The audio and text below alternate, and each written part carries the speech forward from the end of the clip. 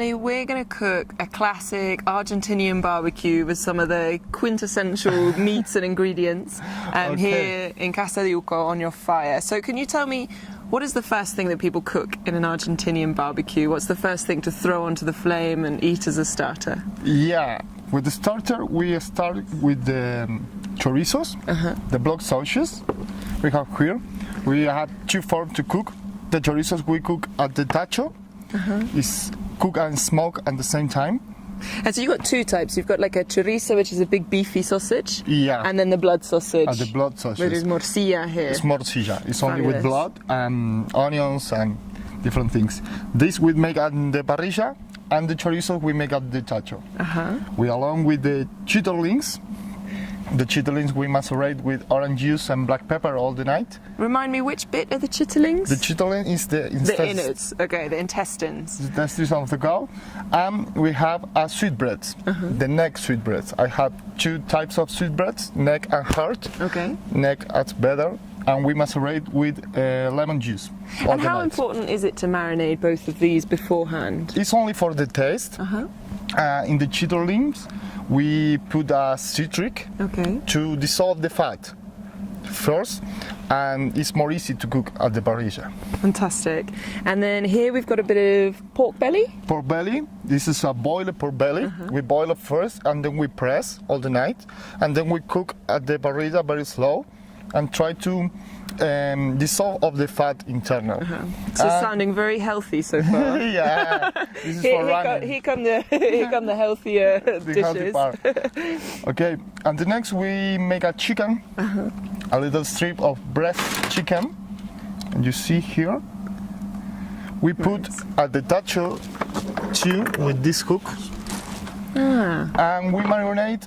In the case of the chicken, we marinate all the night with soy sauce. And then we don't agree any more salt, only the soya. Perfect. And this is actually a traditional Argentine way of cooking, isn't it? This hook. Yeah, I've seen it before with chickens and suspended meat. Suspended meat in that cylinders, because it's important to use the heat and the smoke, and you part to the rare things and cook it and smoke it at the same time. Perfect. It's very practical. And what do we have here? We have the fish. We only boil it a cabbage leaf, and then we fill in with a trout, only with spicy chili, salt and pepper, a little dash of olive oil, and we close with the spring onions, and then we make into the ashes. We finish the fire, we make a hole, and put the package of trout, and then we cover with ashes and embers, and then maybe in 5-10 minutes we cook it, the fish. Great. And is this, I mean, trout, a lot of people think of Mendoza as just meat, but actually, you know, we've got trout coming here, especially in the Uco Valley, in the rivers. Yeah, we have 3 farms of trout here in Uco Valley.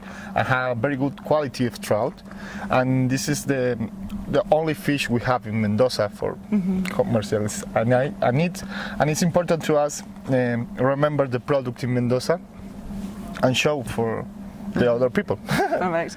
And then here we've got our beef. Our classic. The important and classic beef. The Argentinian steak. So what 2 cuts have we got here? We use for the barbecue, we use beef with internal fat. It's important to us, the fat in the barbecue, because it's the flavor, it's the taste. Then we use rib bones with the strip stick, and the low part of the same strip stick. This is without bone, and this is the low part. Did you see? It's different. The internal and the fat. The fat content to the ribs is more internal and more content, and to below is less and more outside. Fantastic.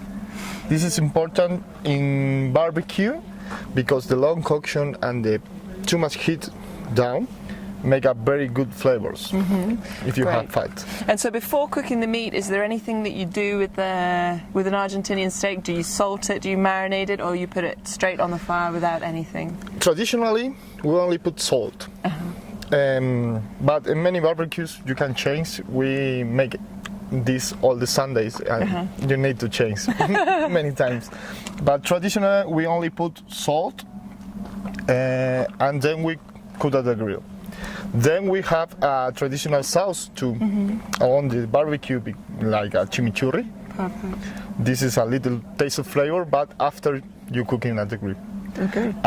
Then we have herbs. It's rosemary and lavender. We use it at the tacho to finish the smoke. Oh, how interesting. in to the give it a chicken, different aroma. And different aroma and a final touch and the smoke of the chicken and the chorizo. And this is all grown here on your farm? Yeah, this we grown all here. We have a 3 years farms now. We collect and use the 80% of the vegetables for our dish. We grow ourselves. I'm very proud of that. What do we have on the plate? What are you serving? Okay, in the plate here's our barbecue starter. We start with the chorizo. The chorizo we make at the tacho, smoke it with the herbs, and we present with a criolla sauce. Only Criolla sauce. It's only little dice of onions, tomato, and peppers. Very classic, or the barbecues in Argentina. Then we have the chitterlings. Make the parrilla. We serve along with citric mayonnaise. And this is cedron flowers. And this is here from the garden as well. All from the garden. Wonderful. And then here we have our blood sausages with rosemary and homemade ketchup. And in the center we have the sweetbread. The sweetbread we make in a pan to the embers, and we finish with this wine and honey. We have our own honey too. We have hives and make our own honey. Excellent. Okay, Juan, you've got loads of flavours there. That's right, yes, exactly. So what, you picked the torrontés. Yes. Why does this pair really well with some of the different aromatic or flavour Yeah. profiles on the plate? Okay, good. Well, first of all, it's great to start a traditional barbecue with one of our most traditional grapes, if not the most, besides the Malbec. But in this white, yes, national white, very aromatic. So once again, we have the citrusy, we've got some floral side, and we have good acidity. We need to clean our mouth after all these flavors. So I think it's a great introduction to our barbecue, and I mean, it makes sense when you always play also with local products. Cedron in this case, I love it how it works in aromas and also in flavors. This torrontés has been a short time in oak, which gives it a bit more character, and I think it's ready for all this. Absolutely. Excellent. Great way to start the barbecue. Perfect.